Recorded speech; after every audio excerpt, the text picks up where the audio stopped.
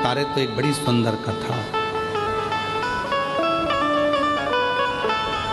लोग कहते हैं सीहोर वाला बाबा या ये बाबा या वो बाबा। बाबा नहीं, ये व्यासपीठ करती है, शिव करता है, इंसान नहीं।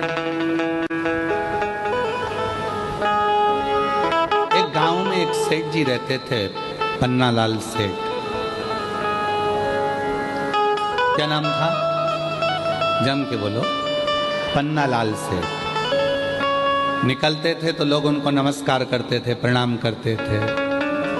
पन्नालाल सेठ जी प्रणाम, नमस्कार, नमन, नमस्ते पूछते करते। कोई सलाम करता, कोई नमन करता, कोई नमस्कार करता, कोई प्रणाम करता। पन्नालाल सेठ मुंडी हिला देते, नीचे मुख कर कर बोलते मैं बोल दूंगा। फिर कोई मिला तो पन्नालाल सेठ से कहा प्रणाम, नमस्कार, सलाम। पन्नालाल सेठ बोलते धीरे से मैं बोल दूंगा। फिर किसी ने प्रणाम करा तो उन्होंने फिर कहा मैं बोल दूंगा।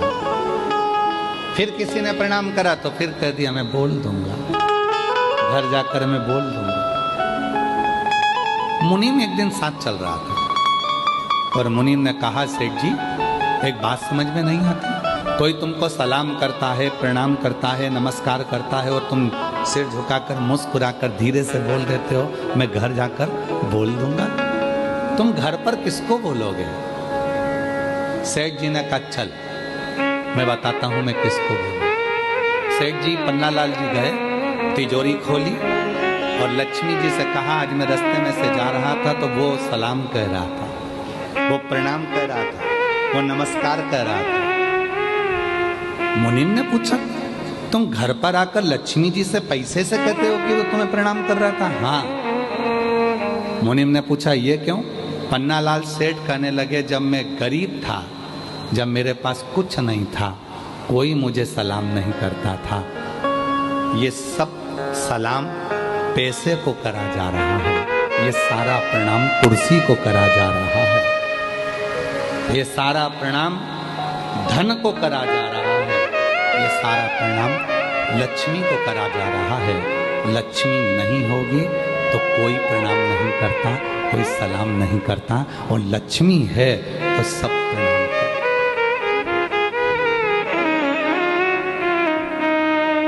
कोई बहुत बड़ी कुर्सी पर बैठ गया, कोई बहुत बड़ा अधिकारी बन गया, बहुत बड़ी कुर्सी पर बैठ गया, उसके भीतर कभी ये बात नहीं आना चाहिए कि लोग मुझे सलाम ठोक रहा है। तुझे नहीं, तू जिस कुर्सी पर बैठा है सलाम उसको ठोका जा रहा है, प्रणाम उसको करा, नमन उसको करा जा। जिस दिन रिटायर होगा, अपनी कुर्सी से उतरेगा, उस दिन तेरा सिग्नेचर भी उस ऑफिस में काम नहीं आएगा। तब समझ में आएगा कि इज्जत मेरी नहीं कुर्सी की थी, जिस कुर्सी पर मैं बैठा था।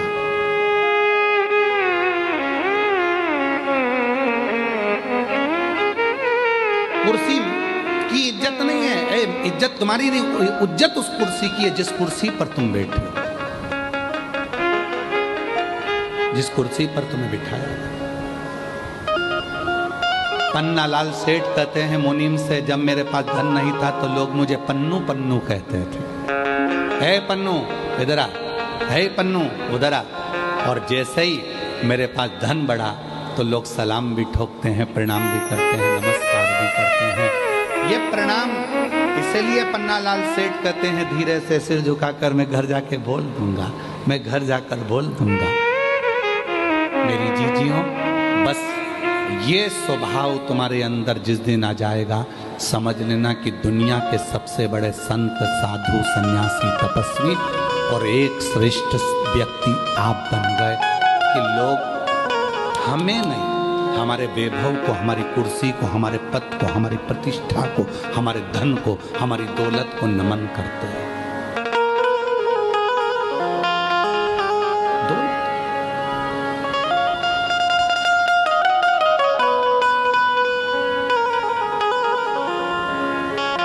कौन नमन करता? जिस कुर्सी पर तुम बैठे हो उस कुर्सी की मर्यादा है, उस कुर्सी को लोग सलाम कर रहे हैं, तुम्हारे धन को लोग सलाम कर रहे हैं। तुम्हारे पास धन नहीं रहेगा, कोई सलाम नहीं करेगा, कोई प्रणाम नहीं करेगा, कौन याद करे? अभी पन्नालाल सेठ, पन्नालाल सेठ, पन्नालाल सेठ, और वही पन्नालाल सेठ के पास धन नहीं रहेगा तो लेंगे पन्नू इधर आ, तो पन्नालाल सेठ पन्नू चला।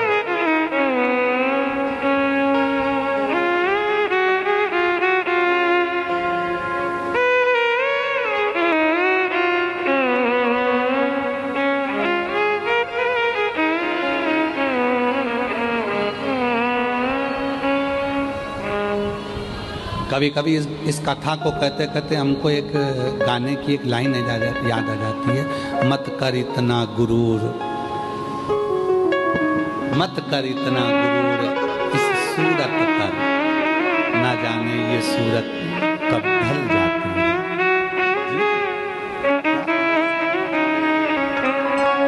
पर बोलबम समिति, जिस समिति का बच्चा बच्चा, जिस समिति का एक एक व्यक्ति, जिस व्यक्ति का एक एक समिति का कार्यकर्ता आए हुए भक्तों को अपना घर समझता, आए हुए भक्तों को अपना परिवार समझता और सेवा में।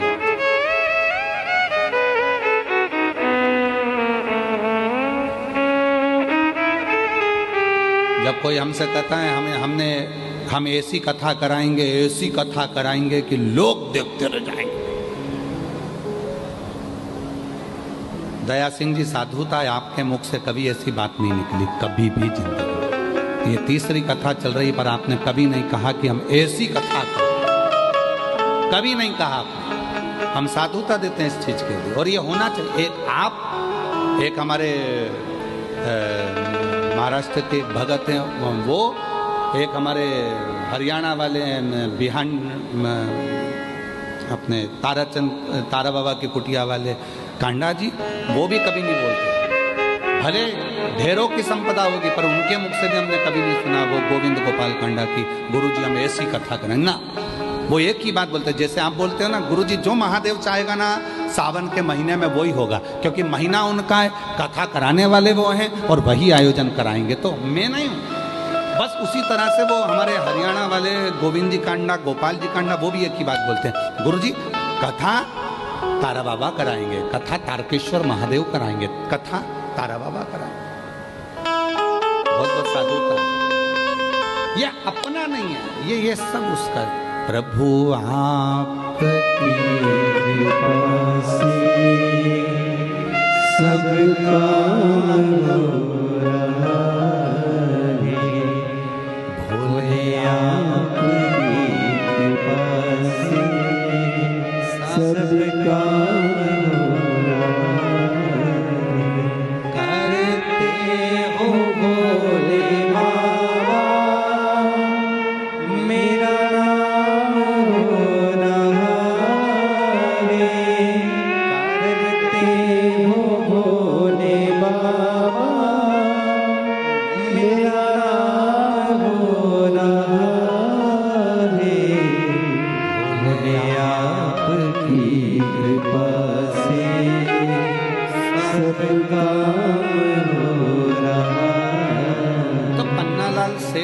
घर जाते समय लक्ष्मी से कहते हैं कि लोगों ने तुम्हें सलाम कहा है, लोगों ने तुम्हें प्रणाम कहा है, लोगों ने तुम्हें नमस्कार कहा है।